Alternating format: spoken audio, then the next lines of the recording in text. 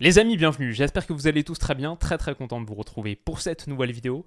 Et pour parler un petit peu de la Coupe du Monde féminine, de l'équipe de France féminine qui a battu le Maroc 4-0, c'est un débrief que je fais sans prétention, de la manière la plus humble possible, avec pas beaucoup d'expertise. Je ne suis pas le plus grand suiveur de foot féminin. Je crois que c'est le premier match que j'ai vu en entier, vraiment de A à Z de ce mondial. J'ai vu de gros morceaux quand même, d'Angleterre-Nigeria l'autre jour, de Pays-Bas-États-Unis aussi, l'élimination des Américaines.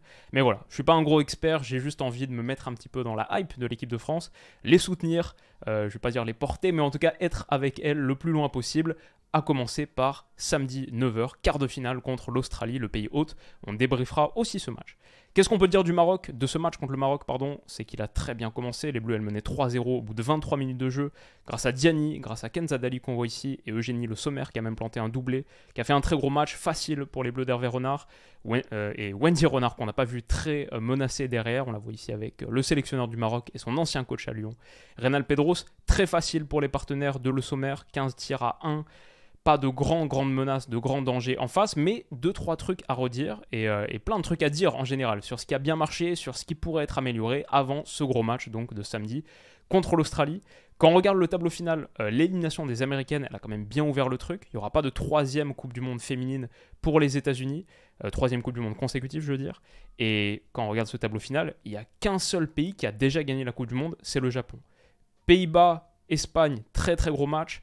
Australie-France, très gros match. Pour moi, les Australiennes, quand j'avais fait ma vidéo il y a quelques jours, c'était mes deuxièmes favorites, derrière l'Angleterre, qui est passée à ça l'élimination. Quelques tirs au but émouvants, d'ailleurs, hier. C'était assez impressionnant, mais voilà le tableau final. Et j'espère que les Bleus vont le faire. Elles étaient en 4-4-1-1 contre le Maroc. Toletti, Gueye-Euro dans l'entrejeu, très solide. Dali et Bacha sur les ailes. Surtout Dali que j'ai trouvé vraiment forte. Karchaoui en débordement. On va parler de ses centres. Diani pour prendre la profondeur. Mais la MVP, sans l'ombre d'un doute, même au-delà de son doublé, Eugénie Le Sommer, que j'ai trouvé vraiment impressionnante, très complète. Beaucoup de choses à dire sur sa performance. Peut-être, par rapport à la preview qu'on faisait il y a quelques jours / semaines sur la Coupe du Monde, je parlais un petit peu plus précisément du jeu des Bleus, avec plein de séquences que j'avais vues sur Wisecout, etc. Les trucs qui pour moi m'impressionnaient, c'était deux choses. C'était la qualité collective, technique collective, avec des choses ici comme le jeu en troisième homme ou en troisième femme du coup. Le jeu en remise en tout cas avec un pivot placé un peu plus haut et une joueuse face au jeu, en l'occurrence Eugénie Le Sommer, qui peut être trouvée grâce à une très bonne installation dans le camp adverse. Derrière, on va vraiment s'installer surtout avec une transversale bombée pour aller chercher Dali de l'autre côté, superbement bien joué. Il y a de belles séquences et il y a de la vraie French touch, je trouve. Collectivement, c'est soyeux. Mais il y a aussi l'agressivité, l'intensité et le contre-pressing, la contre-pression, le gegenpressing français, typiquement là sur quelque chose qui est perdu. Eugénie Le Sommer qui se bat et qui va aller gagner ce second ballon. C'est le cas ici, c'est le cas quelques minutes plus tard sur un ballon qui est tenté d'être mis ici à Kenza Dali sur le côté. C'est intercepté, Le Sommer bondit dessus et gratte son rebond. Nouvelle séquence de possession qui peut s'enclencher dans le camp adverse. Voilà, je pense que Le Sommer, c'est un bon symbole de cette équipe de France qui est très complète, techniquement intéressante, mais avec beaucoup d'intensité, d'agressivité sans ballon, et ça paye. Voilà, je trouve une belle équipe, peut-être pas la plus impressionnante du mondial. Encore une fois, je vais dire attention à l'Angleterre, même si elle n'a pas été forcément flamboyante hier.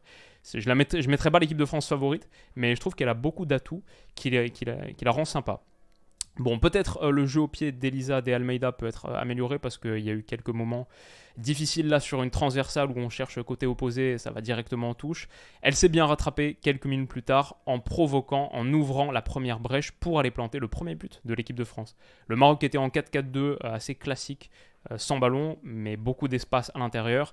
Elisa de Almeida, avec une portée, avec la bonne percussion balle au pied, peut ouvrir le premier rideau. Déclenché à l'extérieur, on voit ici Bacha qui s'était positionné intérieur et Karchaoui qui va prendre la ligne de touche en tant que latéral gauche. Relais intérieur en une touche, deux touches, trois touches, hop, Karchaoui est trouvée. Elle va mettre une touche supplémentaire pour prendre le dessus sur sa vis-à-vis et adresser un centre à peu près au premier poteau pour Diani.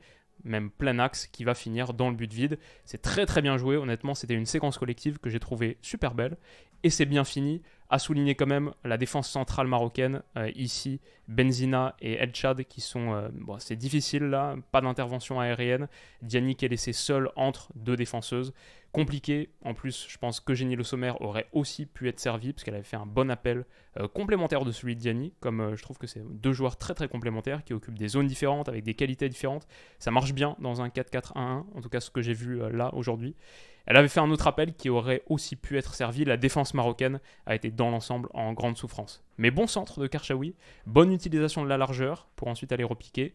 On le voit là sur ce centre de très très loin, à quel point ça pouvait être difficile dans le domaine aérien pour le Maroc, incompréhension entre la centrale et la gardienne.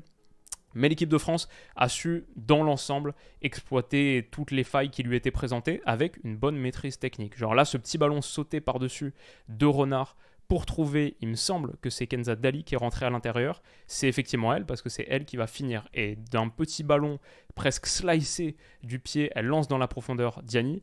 Encore une fois, là, il y a un vrai problème défensif, que ce soit sur l'alignement ou juste la zone d'intervention. Trop facile pour Diani d'être trouvé par un ballon voilà, qui est techniquement intéressant, mais qui n'arrive pas avec beaucoup de vitesse non plus. Diani, on voit sa qualité dans la profondeur, c'est un truc dont on va reparler, et qu'on avait mentionné il y a quelques jours. Centre en retrait, bien senti. La qualité de centre de l'équipe de France, c'est pas à l'aveugle, c'est vraiment pour des joueuses qui font les appels dans les bonnes zones. En l'occurrence, Dali, qui après avoir mis ce bon ballon dans la profondeur, s'est proposé en soutien. C'est un long 1-2, et elle va finir second poteau. Le placement de la gardienne, là, il y a sans doute quelque chose à redire, parce qu'elle est très très loin à la conclusion. Mais donc ça fait 2-0 pour les Bleus au bout de 20 minutes. Belle action collective de deux très bonnes joueuses qui ont vraiment bien joué le coup. L'alignement défensif aurait pu être meilleur, clairement. Ce que je vais dire aussi, là c'est quelques minutes plus tard, l'utilisation de la profondeur, et ça m'a fait plaisir parce que c'est quelque chose qu'on avait mis en lumière aussi dans la preview il y a quelques semaines. Long ballon depuis le côté droit, là, de Périsset dans le dos pour Diani. Typiquement, comme ce qu'on avait vu ici, à l'époque où De Almeida, elle était sur le côté, c'était un match de préparation, il y a un moment, il y a plusieurs mois, qu'on avait analysé, et pareil, là, il me semble que c'était Cascarino qui malheureusement est absent, Delphine Cascarino qui malheureusement est absente pour cette Coupe du Monde, mais qui avait bien utilisé la profondeur. On avait fait la comparaison à l'époque avec ce ballon par-dessus pour Kingsley Coman, les deux équipes de France qui utilisent bien cet espace, cet intervalle. Bah là, typiquement, encore une fois, la même chose, ballon bombé, chercher la profondeur avec Diani, et peut-être que derrière, il y aura un relais à jouer pour le Sommer qui est juste un petit peu en décrochage. En l'occurrence, c'est pas récupéré, mais la vitesse de Diani et la volonté de l'équipe de France de toujours contre-presser, de toujours être présent à la récupération de l'adversaire, l'harceler, les harceler, les mettre dans une mauvaise posture, bah ça paye. Parce que la défenseuse ici, elle est très embêtée. Diani peut dévier, ça retombe dans les pieds de Le Sommer qui envoie une frappasse d'une puissance assez extraordinaire. La gardienne ne peut rien. Une vraie tueuse devant le but. Et là, elle laisse absolument aucune chance à la gardienne marocaine. 3-0 au bout de 23 minutes de jeu. Ça ressemble à une démonstration, voire une humiliation. Finalement, ça ira pas beaucoup plus loin. Mais l'équipe de France a assis son succès et assis sa qualification en moins d'une demi-heure. Du coup, peut-être que maintenant on peut rebondir sur les choses, les axes d'amélioration. Parce qu'il y a eu 2-3 trucs où je me suis dit, ok, une fois l'avantage au score acquis, parfois des petites sautes de concentration. Et peut-être aussi la sensation que cette charnière, qui me semble était un peu expérimentale, entre Wendy Renard et Elisa De Almeida, qu'on ne reverra pas forcément, il me semble, en tant que seconde centrale contre l'Australie. Des petites incompréhensions. Comme là, où finalement tu laisses un ballon dangereux au Maroc, qui va surgir et qui a montré de temps en temps des qualités techniques intéressantes dans le jeu de combinaison. Bon, heureusement, Renard, elle a la capacité pour réparer ses erreurs. Avec son énorme zone d'intervention, ses grands compas, elle peut couper la passe en profondeur dangereuse. Sur les choses à améliorer aussi pour moi, sur la phase de relance, les longs ballons, bah là, typiquement, il y a de la profondeur à aller chercher. Et on a vu tout à l'heure Elisa De Almeida faire la première tentative de percussion balle au pied, mais quand il faut aller passer par-dessus avec une passe longue, difficile, là encore une fois ça va directement en touche et c'est sans doute une des lacunes du jeu des Bleus. Bon, le Maroc derrière a eu des moments intéressants techniquement en seconde période. Je pense que l'équipe de France a un peu eu des sautes de concentration, là, talonnade derrière, il y a un bel enroulé comme ça pour aller chercher le côté. Le Maroc intéressant, on a vu de la frustration ici de Selma Bacha. Voilà, je pense que mentalement, une fois l'avantage acquis, il y a eu des petites baisses de concentration, de tension de ces Bleus et c'est un truc à surveiller. Mais le Maroc n'a pas vraiment pu en profiter, aussi parce que techniquement, même s'il y a eu des moments intéressants, il y a d'autres joueuses qui sont quand même bien en dessous. Là, sur cette accélération long de ligne de touche, il y a quelque chose à faire pour le Maroc, peut-être même un 3 contre 2 à jouer sur le côté.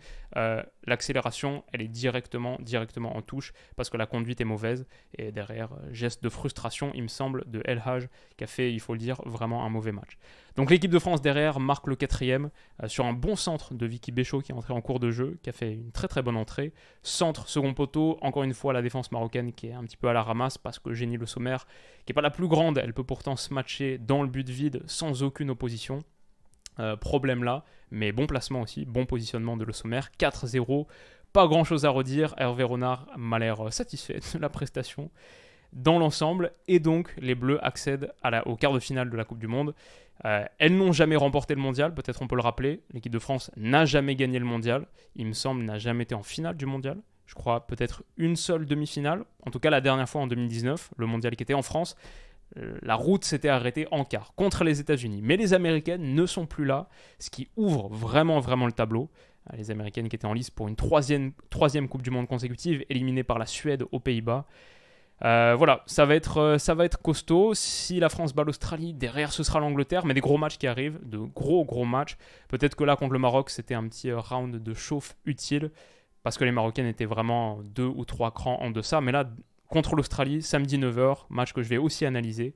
Ça va être très costaud, je suis hypé pour ce match, vraiment. Autant là, bon, je savais que ça allait être très déséquilibré, mais là, Australie-France, surtout pour une place en demi-finale, ce sera cool. Donc voilà, ça finit comme on le voit, 15 tirs à 1, 0 tir cadré pour le Maroc, 24% de possession, très difficile, 47% de passes réussies, donc assez difficile dans le jeu de conservation. Si on regarde les autres huitièmes de finale, qu'est-ce que ça a donné? Le Japon qui a écarté la Norvège 3-1, c'est quand même un résultat assez impressionnant. L'Australie 2-0 contre le Danemark.